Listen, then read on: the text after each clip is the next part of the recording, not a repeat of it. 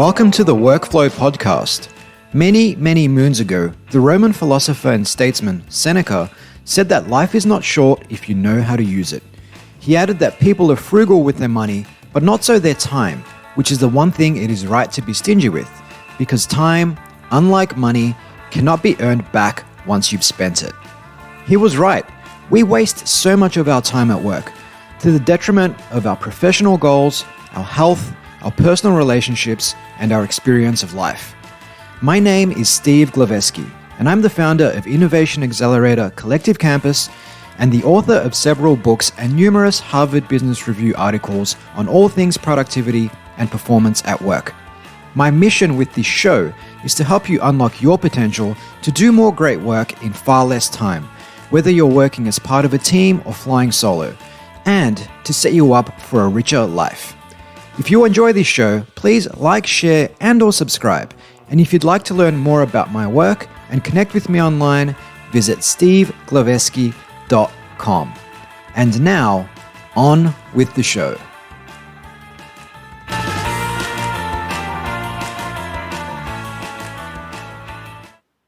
Hello and welcome back to the Workflow Podcast with me, Steve Glaveski, for episode 4 of season 2. Which is all about optimizing your physiology to perform your best at work.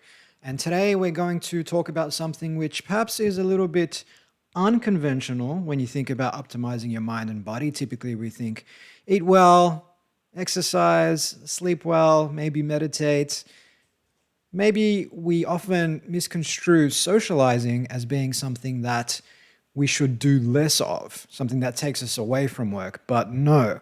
Socializing can actually have a dramatic impact insofar as our cognition is concerned. And as my friend put it, Kale Brock, producer of the Longevity film, you might think you're pretty healthy drinking a green smoothie on your own, but 2 blokes sharing a beer at the bar might actually be healthier than you are in that moment.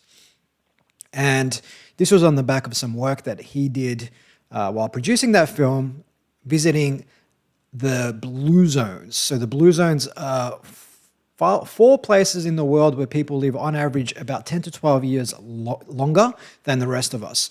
So these blue zones include the likes of Ikaria in Greece, Okinawa in Japan, and Loma Linda in California. Now, Kale actually identified not only community as one of the 4 pillars of longevity, but also attitude, nutrition, and movement. Of course, we have covered 2 of those in previous episodes. But today we're talking all about socializing, and it goes a lot deeper than just anecdotal observations, but the science does definitely prove or support what Kale was saying in his documentary. So, before we go any further, it's probably worthwhile defining what happiness actually is, because we can have different definitions of happiness. Happiness for some people could just mean contentment. For other people, it could just mean acceptance. For others, it could mean to be free of suffering. For others, it could mean to just be healthy, happy. Well, to be healthy and to have enough money to put food on the table and put a roof over your head. But we're going to look at the conventional Western definition, which essentially has a lot more to do with how we feel. The idea that happiness is a mental state. I feel happy as opposed to sad. I feel upbeat as opposed to down. This is, of course, is not in line with the Eastern spirituality definition. I mean, when you think of Buddhism, it tends to be all about self-acceptance and disassociation from the ego self. But today we're going to focus more on the Western convention of what happiness is. Not to say that I think it is the right path to take, but the Western convention insofar as our mental state is concerned. And so when we talk about the Western convention, what we're really talking about is a healthy mix of neurotransmitters in the brain. And the 3 big neurotransmitters are dopamine, serotonin, and oxytocin. So let's unpack what the key neurotransmitters do, and we'll go from there. So dopamine is essentially oftentimes misconstrued as the pleasure chemical, because it's not necessarily about pleasure as such, but it's about motivating us to seek out reward and pleasure. That's essentially the role that dopamine plays. And in fact, sometimes the anticipation of reward is actually more pleasurable. That's when we are high on dopamine than the reward itself. As they say sometimes, the journey is sweeter than the destination. You might be planning a holiday away, and sometimes planning it, looking forward to it in some way can be more exciting, or at least give you a better feeling than the actual holiday itself, particularly if you are going with a bunch of friends and no one can agree on what to do and everyone's pulling you in different directions and you just want to do your own thing. Not that I'm talking from experience, of course. So that's dopamine motivating us to seek out rewards and pleasure.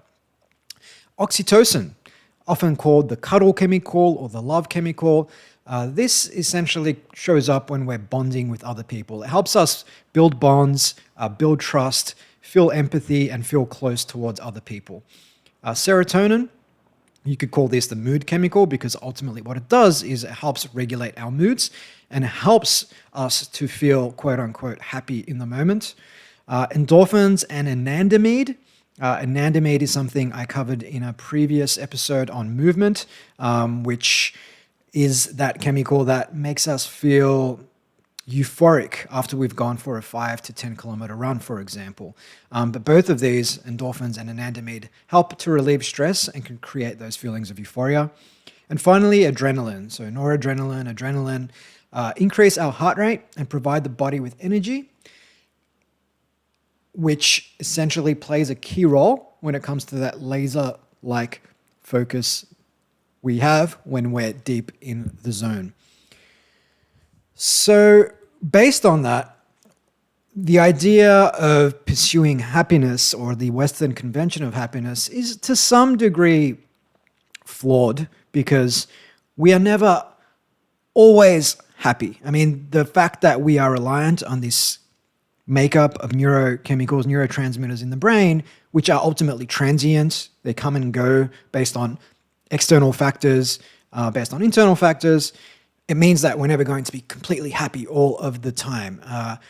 It is a fleeting feeling. However, that doesn't mean that we can't influence the makeup of neurotransmitters in the brain to feel better more often. And obviously, the more often we feel better, the better we will show up when it comes to our work, as well as our personal relationships, our motivation to go and work out, our motivation to go out and explore new interests, new places, new things, and essentially our experience of life.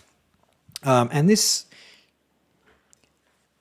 fleeting state of happiness is also part of the reason why some days we might sit down to our work and be super motivated to get stuff done, whereas other times we just can't imagine doing so. We're far more likely to check our phone every 5 minutes, switch screens on our desktops every 40 seconds, visit the fridge every 5 minutes. You know what I'm saying? Like, we have those days where we're more anxious than happy, and it does show up in our behaviors.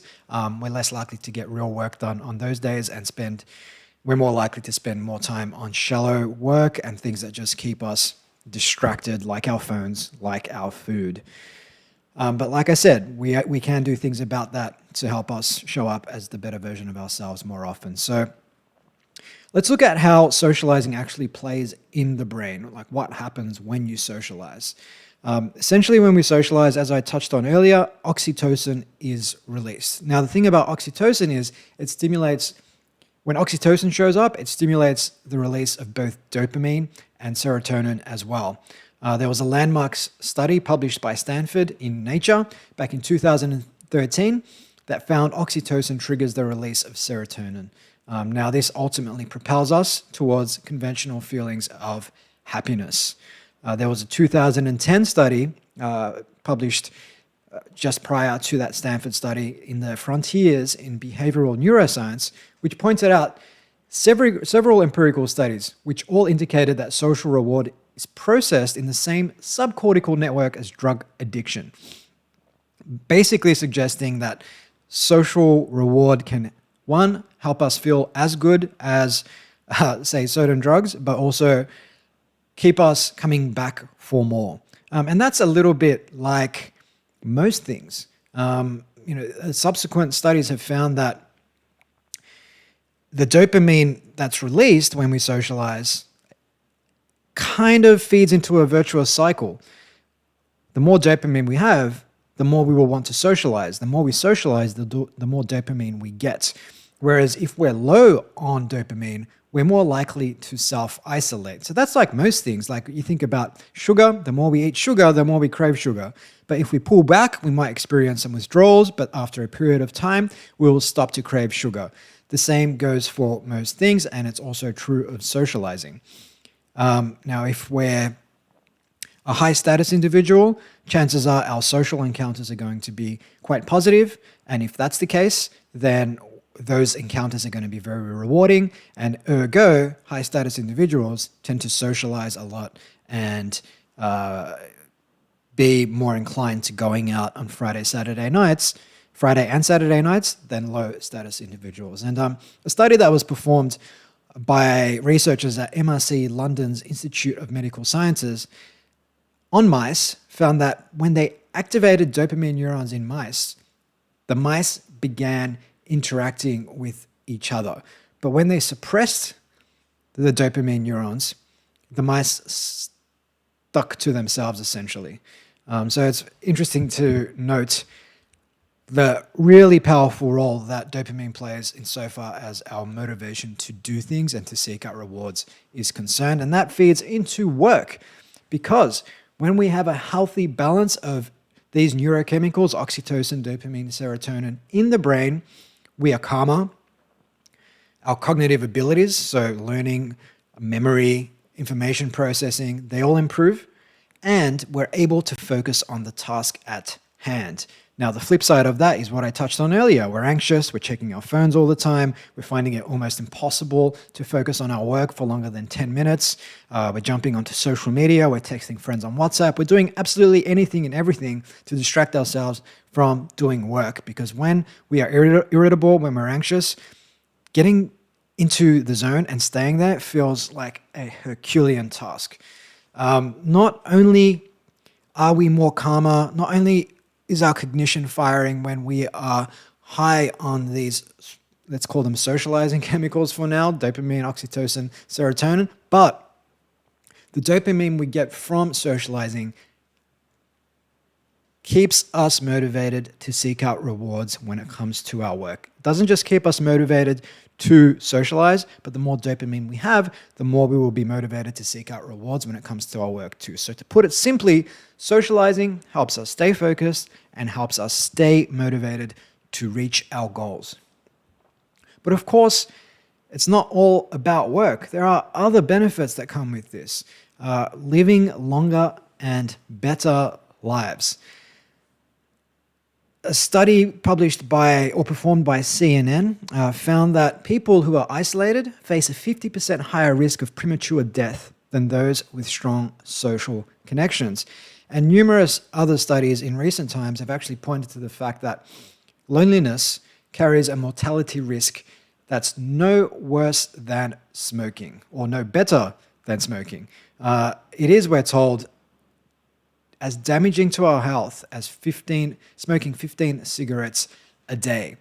Another study also found that more social seniors have a 70% lower rate of neurodegeneration, so think Alzheimer's and dementia, than their less social peers. Now, all of this is really important because nowadays, when we're working remotely, when we have access to all sorts of entertainment options from the comfort of our homes, when we interact with people through our smartphones, it's very easy to socially isolate and get your basic needs met. But that doesn't mean that you are happy or healthy. In fact, 3 out of 5 Americans report feeling lonely. In Australia, that number is 1 in 4. But of course, one would imagine that those numbers are underreporting because there is a stigma against loneliness in our society, and if I'm filling out a survey and being asked to comment on how lonely I am, chances are I'm going to under-comment or underestimate how lonely I am, because doing so is stigmatized. So perhaps those numbers are even worse than they already are reported to be. So what about Zoom? Particularly for people who are still in lockdown in certain parts of the world, and for those of you who aren't, for those of you who like to FaceTime friends and do things like that, well, it turns out that the more active the social connection, the greater the perceived reward. So live, face-to-face, genuine interactions show greater activation in brain areas associated with reward than video calls or phone calls. Now, that's not to say that you shouldn't video call people or call people. In fact, it's way better than texting people alone, and is going to generate some oxytocin release and is going to generally make you feel better than a text. I mean, I'm sure you know this when you have spoken to a friend on the phone versus just texted them, say, via WhatsApp. You tend to feel much better after those phone call interactions than the texting interactions. But when you do have a face-to-face interaction, it is far better insofar as the release of oxytocin and the downstream effects that has on dopamine and serotonin is concerned.